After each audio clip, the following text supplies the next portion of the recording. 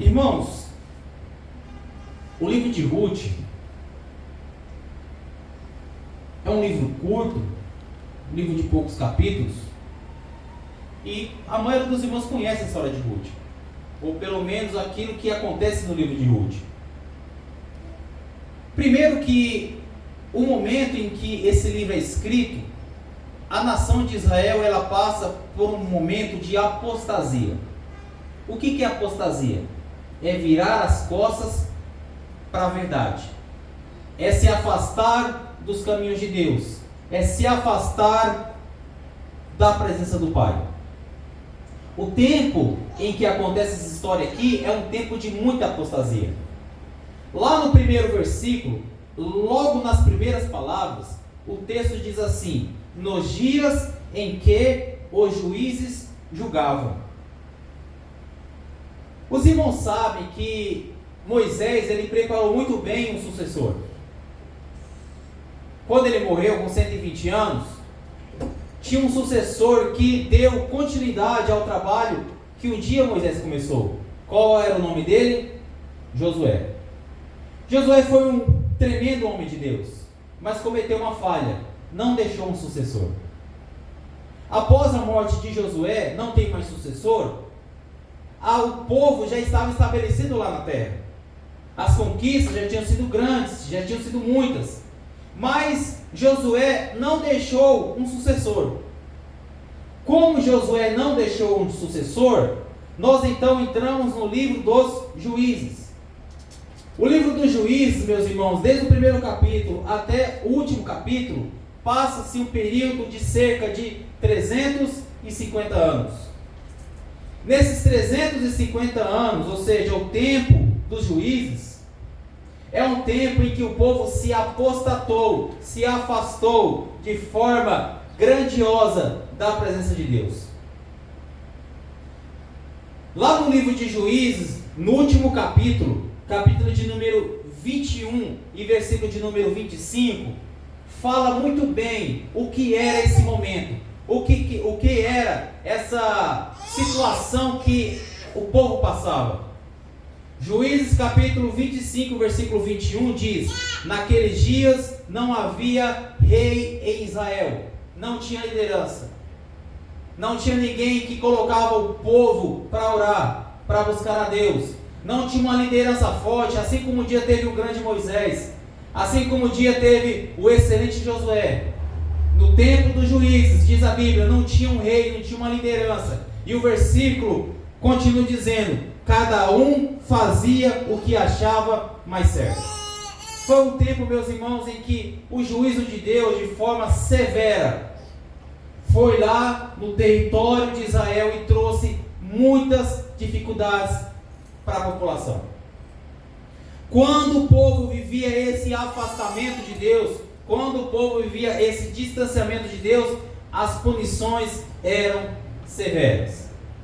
Porém, nesse tempo se levantavam alguns juízes, como o primeiro deles foi Otiniel, foi o primeiro juiz. O último juiz foi Samuel.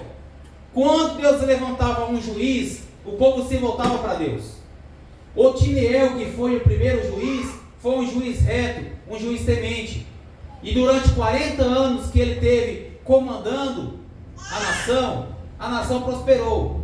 Mas diz a Bíblia que quando Otiniel morre, o povo se afasta novamente. Ou seja, o povo só obedece porque tem uma liderança instruindo o povo, dizendo para o povo: vamos se voltar para Deus. Então, quando Otiniel morre, o povo se afasta de Deus novamente. Aí passa-se algum tempo até Deus levantar o outro juiz, o Eude. E é então, quando Deus levanta os juízes, é que o povo se volta para Deus. Talvez o juiz mais conhecido de vocês, de todos nós, é Sansão, que Deus levantou para livrar a nação do povo que trazia severa perseguição, que eram os filisteus. Então, o livro de Ruth acontece exatamente nesse momento, meus irmãos, no momento em que o povo está afastado de Deus, no tempo dos juízes. E a Bíblia fala, ele já narra, já introduz, dizendo que o tempo de Ruth o tempo de Elimeleque, o tempo de Noemi, é um tempo muito complicado, porque havia o quê? Fome na terra. E se havia fome, significava que o povo estava recebendo sentença da parte de Deus. Eles estão passando por fome, eles estão com escassez de alimentos, não porque o campo não está produzindo por causa de alguma situação anormal, mas o campo não está produzindo, o campo não está dando alimento, o povo está com fome, porque o povo está longe da presença de Deus. Irmãos, situações adversas, situações complicadas, situações difíceis, sempre nos levam a questionar, a duvidar da presença de Deus em nossas vidas. Talvez não haja uma situação mais difícil, uma provação mais difícil do que a fome. Talvez não há uma perseguição que cause mais dor para o ser humano do que a fome. A fome não apenas estraga o nosso corpo, como estraga a nossa moral. O ser humano sentir fome não é apenas o corpo dele que se degenera, mas também a sua moral e os seus preceitos. Quando a pessoa passa fome, ela é tão desconstruída, ela vai tão lá para baixo que ela perde até mesmo a moralidade. Em 1972, um avião tinha 45 pessoas. Esse avião tinha saído do Uruguai e estava indo em direção ao Chile. Nesse avião de 45 pessoas, que praticava um esporte chamado rugby, esse avião colidiu na Cordilheira dos Andes, nas montanhas geladas. Quando o avião caiu, das 45 pessoas que estavam a bordo, 12 morreram instantaneamente, na hora. Sobraram apenas 33 pessoas vivas. No começo, eles foram comendo o que se tinha na bagagem, o que se tinha nas malas. Mas eles ficaram, até serem resgatados, 72 dias. Irmãos, nesse período de 72 dias, eles não apenas se degeneraram no físico, mas também na alma. Eles não apenas não emagreceram pela fome, mas também eles emagreceram na moral. Viraram animais a custo da vida. Eles mesmos relatando, os sobreviventes, porque só sobreviveu 16 dos 33 que ficou vivo, apenas 16 estavam com vida quando foram resgatados pelas autoridades. Esses 16, para sobreviverem, tiveram que comer os seus próprios amigos. Comeram carne humana. Ou seja, eles desconstruíram a moral. Porque a fome, como uma adversidade, ela é tão cruel que ela desconstrói a moral do ser humano.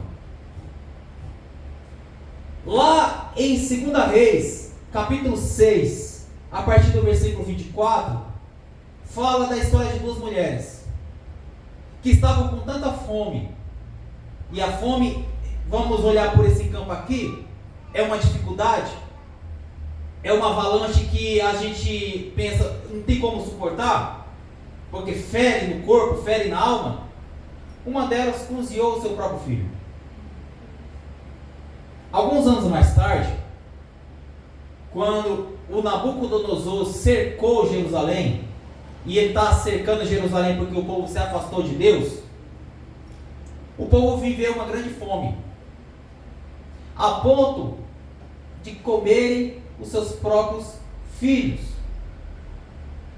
Quando Jeremias escreve Lamentações, lá no capítulo 4, versículo de número 9, Jeremias diz que muito mais felizes foram aqueles que morreram à espada quando Nabucodonosor entrou na cidade. Felizes foram os que morreram pela espada. Eu quero ler com vocês aqui o que diz o restante do texto. Lamentações de Jeremias, no capítulo 4 e versículo de número 9.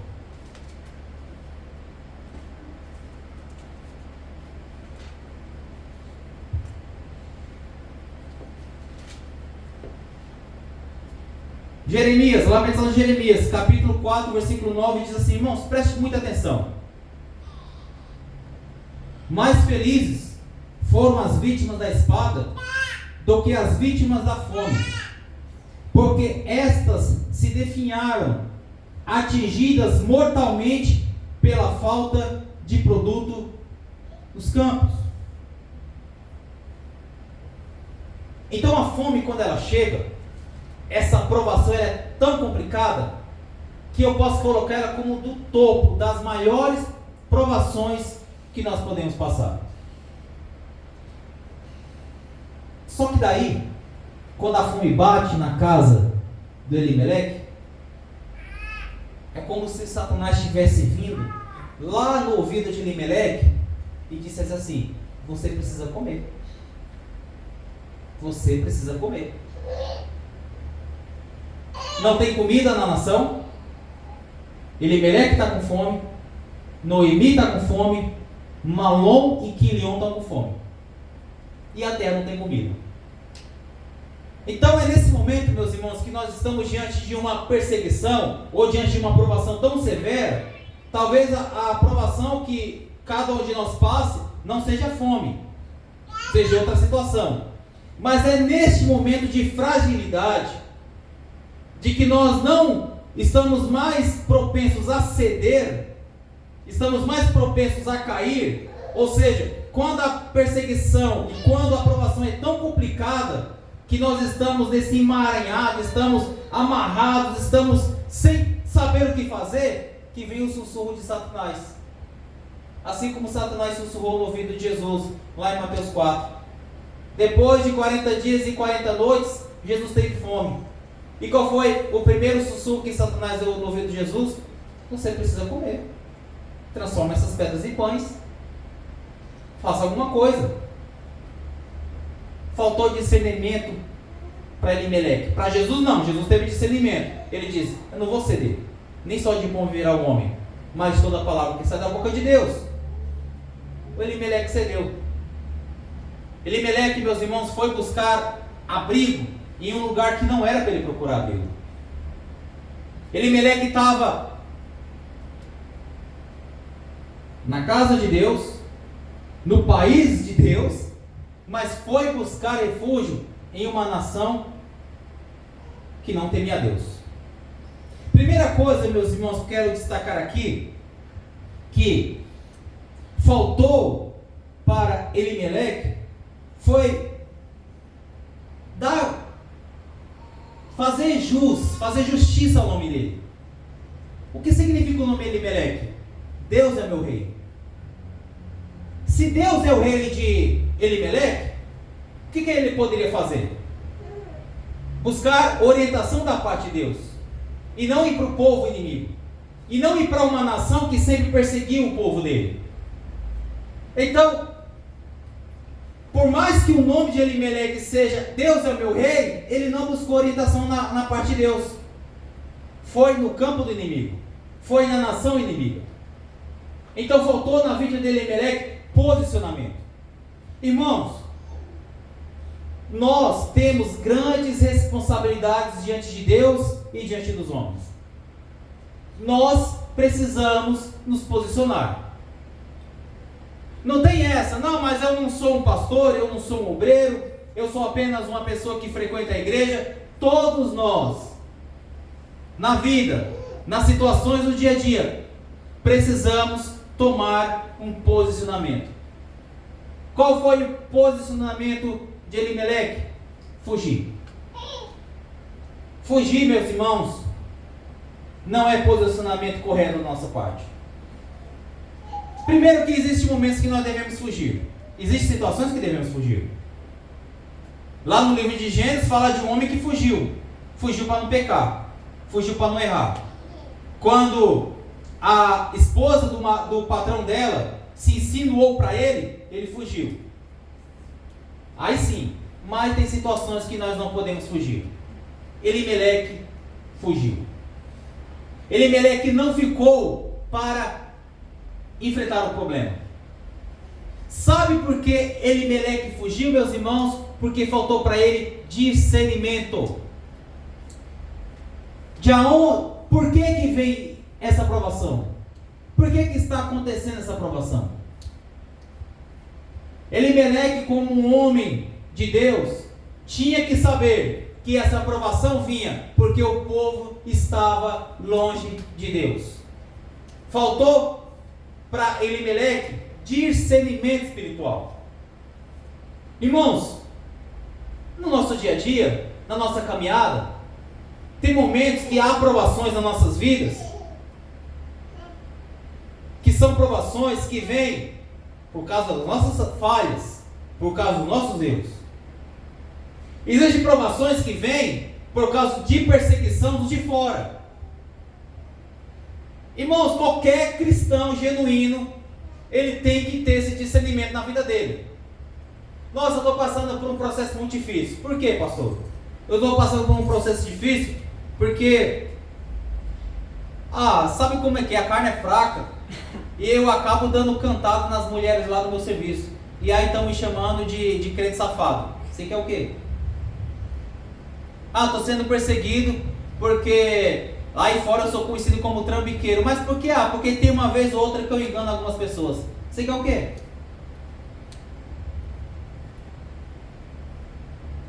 Temos que ter discernimento.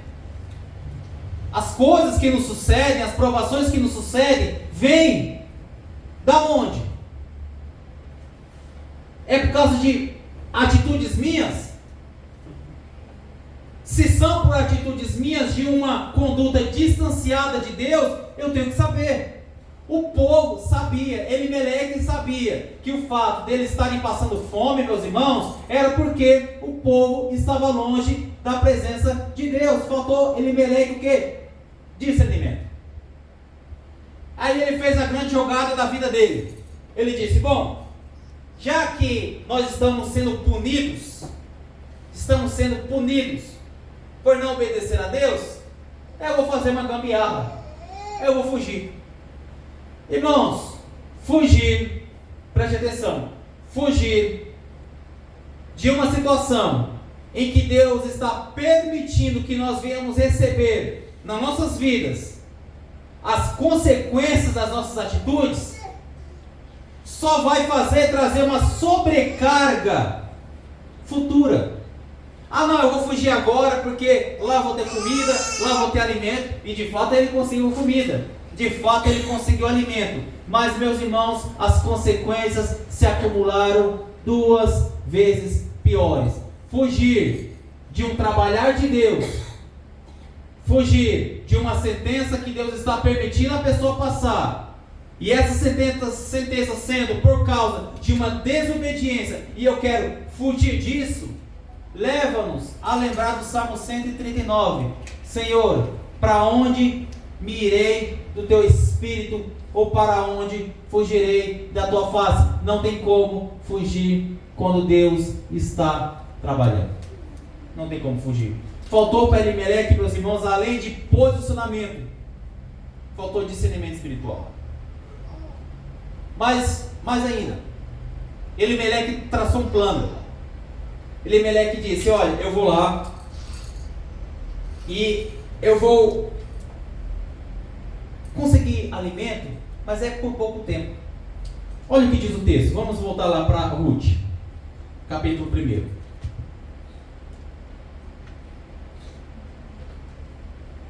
Olha o pensamento de Elimeleque. O que Elimeleque está dizendo? Eu vou dar apenas um pulinho lá e já volto.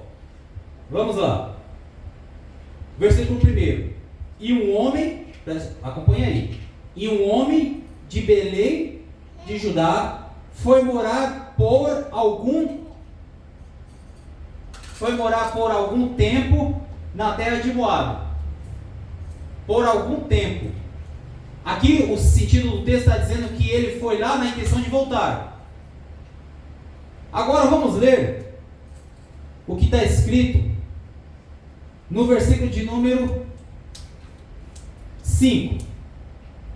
Ou melhor, versículo de número 4, parte final. Eu vou ler até junto com os irmãos aqui. O que está dizendo aqui no versículo 4, na parte final? Toda a igreja lê junto, rápido, bem forte.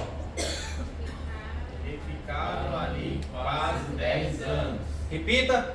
E ficaram ali quase 10 anos. Agora eu vou ler o que disse o versículo primeiro. E um homem de Belém de Judá foi morar por algum tempo na terra de Moabe. Por algum tempo, é 10 anos? Não. A intenção de Elimeleque era ir lá para ficar algum tempo. O sentido original aqui no hebraico está dizendo, a intenção de Elimeleque era ir lá e voltar. Bate e volta. Essa era a intenção de Elimeleque. Sabe por quê? Quando nós estamos desorientados e queremos traçar algum atalho para fugir do trabalhar de Deus, ao fazermos isso, nós iremos ficar mais tempo do que nós gostaríamos de ficar. Nós estamos plantando raízes em um lugar que nós achávamos que ia ser rápido, mas a verdade é, meus irmãos, que nós ficaremos lá mais tempo do que nós gostaríamos de ficar. Bom, Elimeleque, sem consultar a Deus, o homem que dizia que Deus é o rei dele, porque o nome de Elimeleque significa isso, pega a esposa dele, Noemi, pega os seus 2 filhos e vão para Moabe. Moabe, que era uma terra em que um povo em si, era inimigo da nação de Israel. Quando chega lá, meus irmãos, as coisas se complicam. E a primeira coisa é que Elimeleque perde a vida. Então o homem que saiu em busca de alimento perdeu a sua própria vida. Os 2 filhos dele, o Malom e Quilion, também morreram. Acabaram perdendo a sua vida. Então, para fechar esse primeiro ponto, que vai do versículo 1 ao versículo de número 5, eu coloquei o seguinte título. Do primeiro versículo, que é o versículo 1, até o versículo de número 5, e o versículo de número 5 eu vou ler juntamente com a igreja, diz: depois morreram também Malom e Quilion, os 2 filhos de Noemi, e assim ela ficou sozinha, sem os 2 filhos e sem o marido. Como nós podemos concluir esses versículos? Que título nós daríamos? O título que eu coloquei foi: a família que trocou a escassez de pão por 3 funerais. A família que, ao buscar alimento, a família que, ao tentar fugir da fome, ao fugir dessa situação complicadíssima, em vez de saciar a sua fome, teve que enterrar 3 pessoas. Bom, até o versículo de número 5, meus irmãos, há esse foco em Elimeleque. Mas, a partir do versículo 6, até a parte final, o versículo 22, o texto vai focar agora no Noemi. O texto agora se volta para Noemi. E uma coisa que eu quero deixar bem claro para os irmãos, é que Noemi significa mulher agradável, alguém que é agradável, alguém que é dócil. Só que nós já aprendemos que Elimeleque não fez jus ao nome dele. Se Deus era o rei de Elimeleque, significa Elimeleque, Deus é meu rei. Ele não buscou orientação naquele que ele dizia que era rei. Agora Noemi, aquela que o nome significa agradável. Vamos lá? Irmãos, Noemi é uma mulher enlutada, é uma mulher que vive de luto. Essa mulher que significa agradável, ela passa por um processo tão complicado na vida dela, que não apenas o nome dela vai mudar, mas aquilo que é íntimo dela, aquilo que está no interior dela também é transformado. Porque o pior das provações é quando nós não apenas somos feridos por fora, mas nós somos feridos por dentro.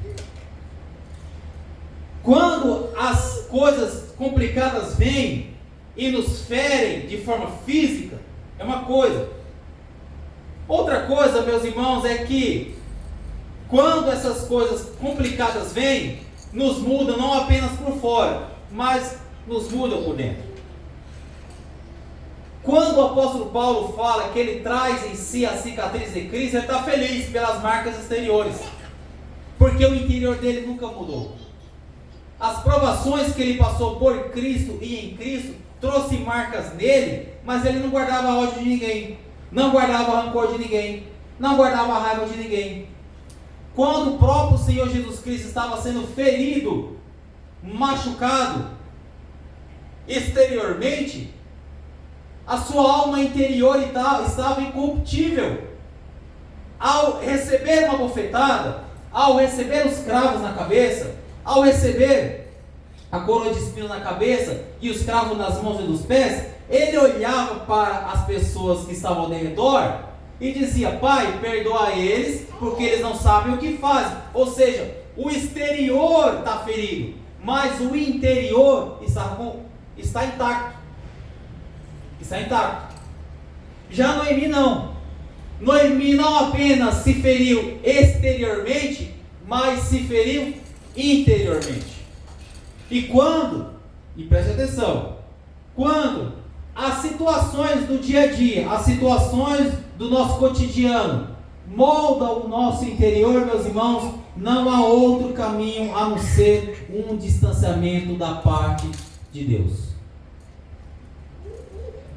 Bom, Noemi, então, é uma mulher que vive enlutada. É uma mulher que passa por muitas perdas. O versículo de número 5 diz que ela perdeu o seu marido e os seus 2 filhos. O que Noemi perdeu? Noemi perdeu o seu provedor do presente e seus provedores do futuro. De quem era a obrigação de sustentar Noemi? Quem tinha a obrigação de sustentar Noemi? Quem? O marido, Elimeleque. Então, ela perdeu a sua previsão, o seu provedor do presente. Após a morte de Elimeleque, após a morte do marido, Noemi estando viva, de quem era a obrigação de prover, de sustentar Noemi? Quem? Quem? Os filhos. Malom e Quilion. Então, Noemi perdeu o seu provedor do presente e seus provedores do futuro. É uma mulher em luto. E aí o versículo 5 diz que ela perdeu tanto o marido quanto os filhos. Mas esse não é o primeiro luto que ela passa. Ela não apenas tem o luto do fato de perder os filhos, ela também passou um luto de perder o seu próprio nome. Ela não apenas perdeu os seus provedores do presente e do futuro, mas ela perdeu o seu nome. E quando nós perdemos o nosso nome, nós perdemos as nossas características. O povo aí fora olhar o Gustavo, pela conduta do Gustavo, sabe quem é o Gustavo? A partir do dia que o Gustavo agir totalmente diferente, é como se o Gustavo já não tivesse mais esse nome, porque perdeu a essência dele. As pessoas, ao conhecer o João Paulo, sabendo da conduta dele, um dia vê o João Paulo agir totalmente diferente, eles não conseguem mais associar o João Paulo de antigamente com o João Paulo do presente. Então, perde-se o valor do nome do João Paulo. E Noemi perdeu o valor do seu próprio nome. Ela mudou a sua essência. Veja só, meus irmãos, o que está escrito no versículo 20. No versículo 5 ela perde os filhos. No versículo 20 ela perde o seu próprio nome. Eu vou ler aqui com os irmãos e acompanhe aí nas suas Bíblias.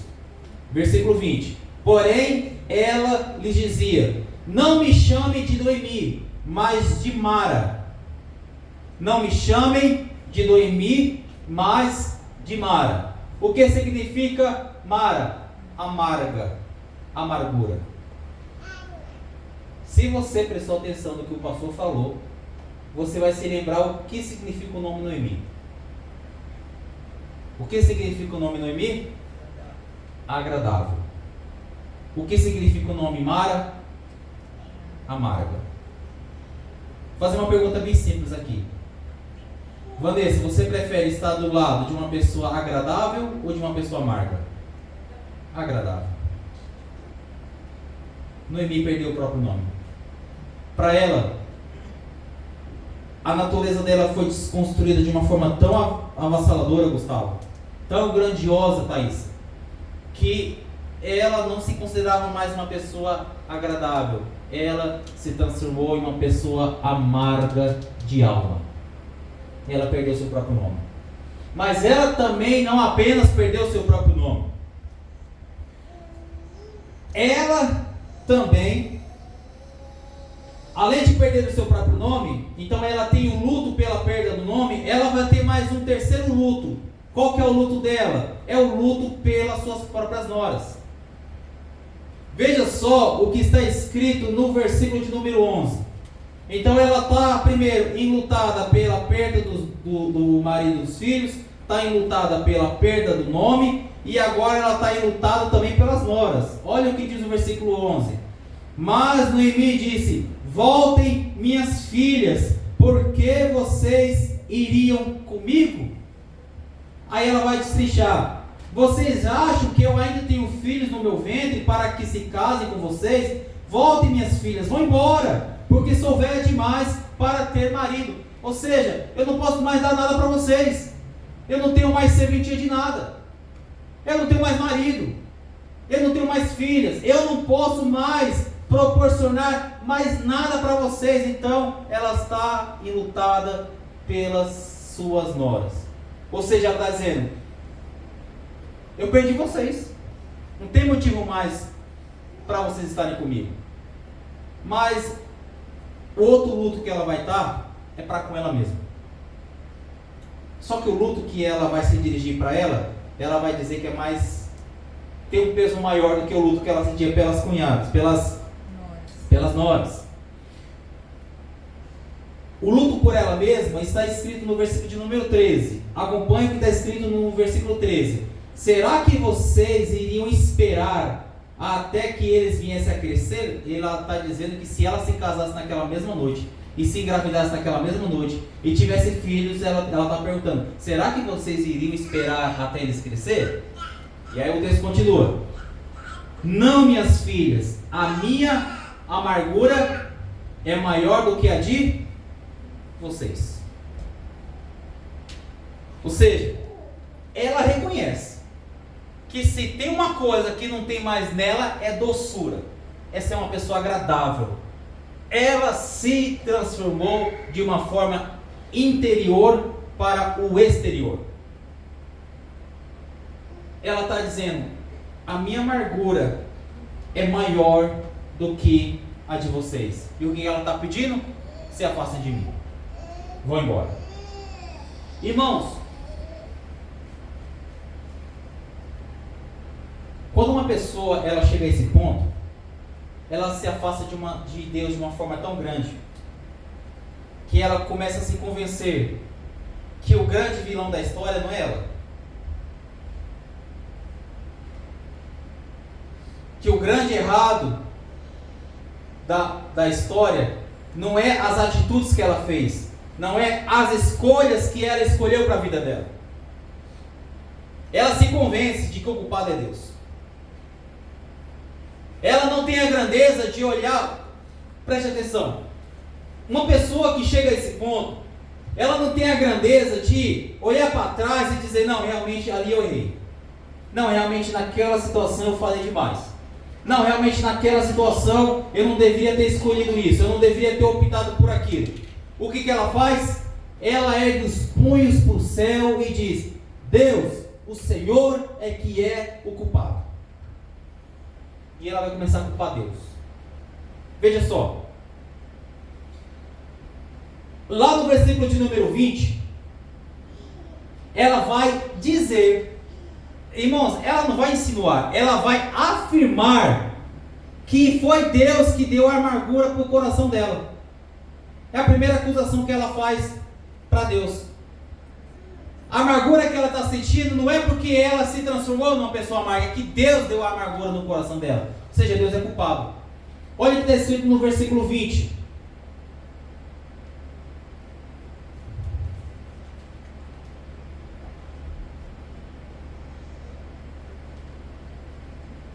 Porque o Todo-Poderoso me deu muita amargura. Nas palavras de Noemi, a amargura dela vem da parte de... Ou seja, irmãos, nós nunca somos tão grandes quando nós reconhecemos que nós é que estamos errados, é que nós é que somos errados.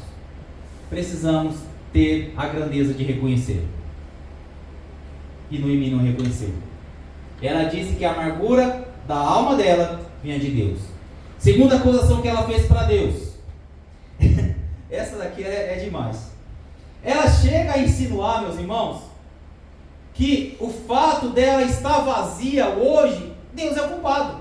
E ela chega a dizer ainda: olha, quando eu saí daqui a 10 anos atrás eu estava cheia, e hoje eu estou vazia por culpa de Deus. Deus é o culpado. Olha o que está escrito no versículo 21. Olha, primeira parte, porque no versículo 21 ela vai fazer mais duas acusações. Mas a primeira acusação que ela faz para Deus é: quando saí daqui eu era plena, mas o Senhor me fez voltar.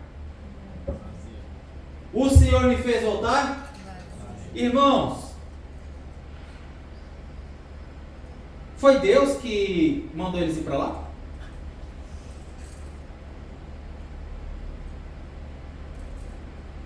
Foi Deus que colocou no coração de Elimeleque: ó, meu filho, foge daqui e vai embora? Não. Mas ela está tão convencida de que é Deus, que ela diz: olha, eu era plena, ou seja, eu tinha tudo, mas o Senhor me tirou tudo. Culpar Deus, não ter grandeza de reconhecer. Terceira acusação que ela vai falar para Deus, mas ainda no próprio versículo 21. Por que então querem me chamar de Noemi, se o Senhor deu testemunho contra mim? O que ela está dizendo? Olha, por que vocês querem me chamar de agradável? O Senhor tem dado testemunho contra mim. O que é dar testemunho contra Noemi? Imagina, dou um exemplo aqui, que está aqui a Vanessa e está aqui a irmã Maria. E aí, a Vanessa chega aqui e fala assim: olha, eu falei para a irmã Maria que quando ela fosse limpar a igreja, era para ela usar tal produto.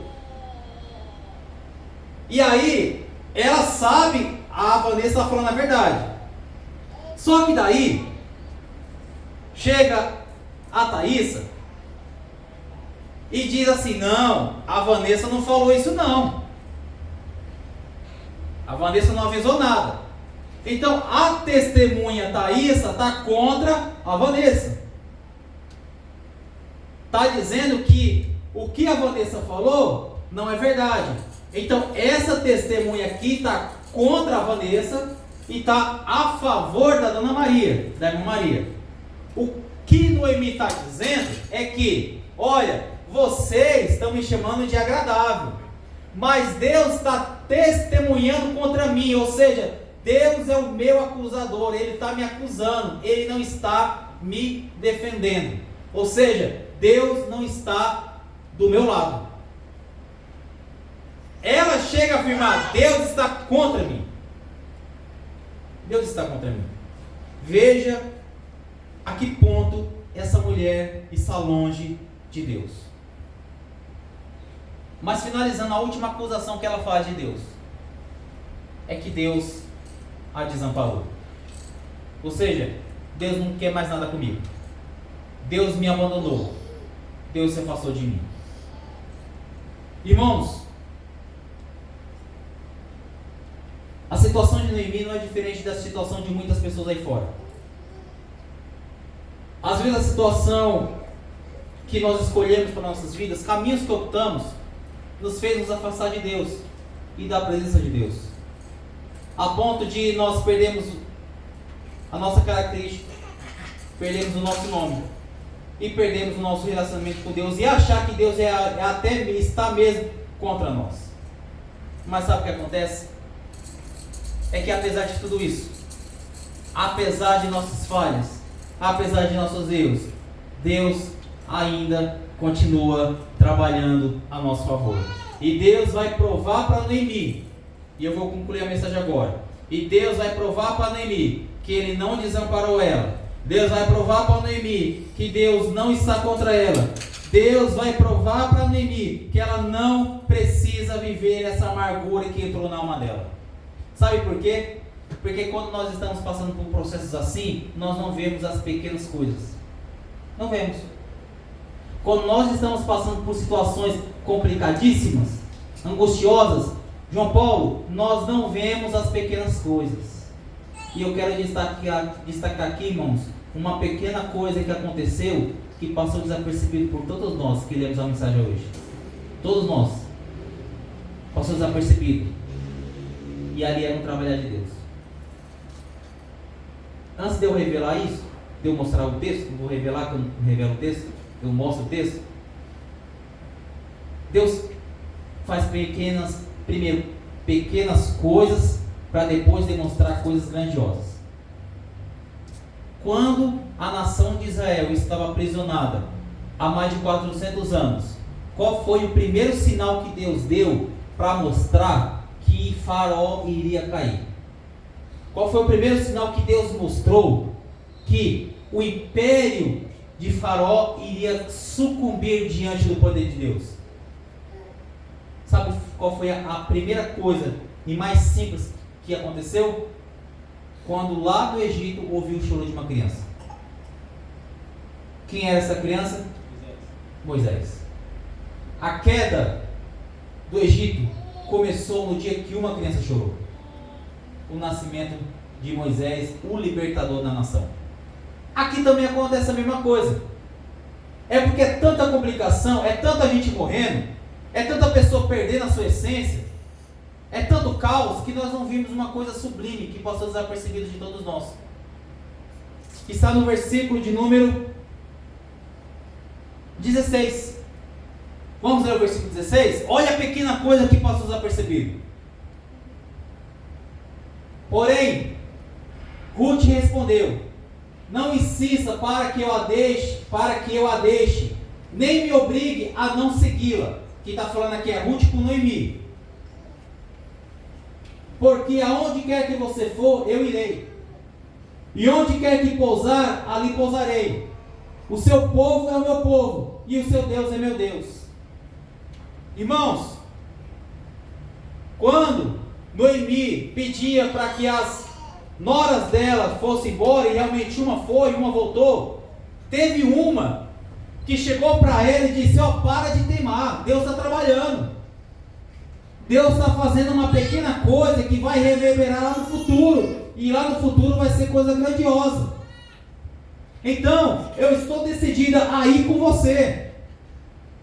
A tal ponto do teu povo ser o meu povo, da sua terra ser minha terra, e do seu Deus ser o teu Deus, o meu Deus. Eu estou pronto a ir contigo, irmãos. Vamos usar a lógica.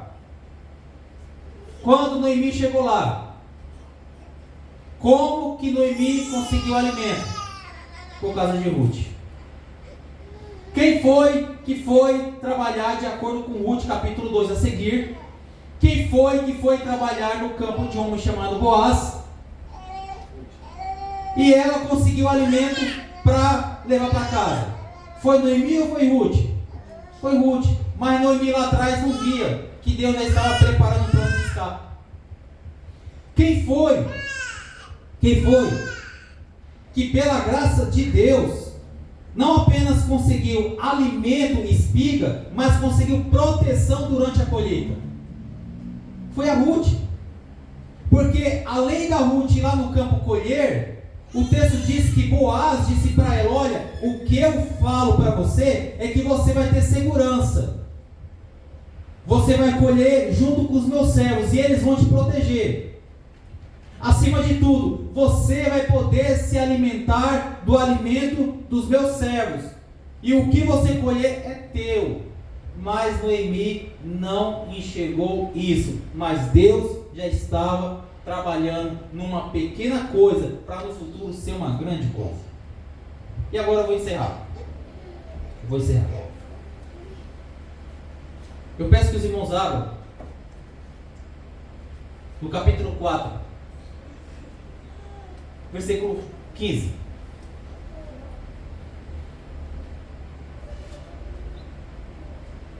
Aquela mulher Ruth,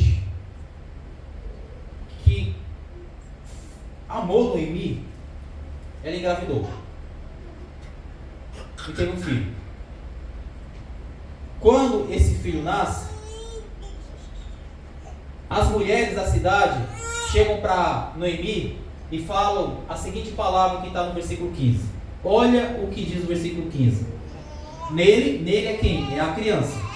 É o bebê que nasceu do relacionamento de Ruth com Boaz. Eles casaram.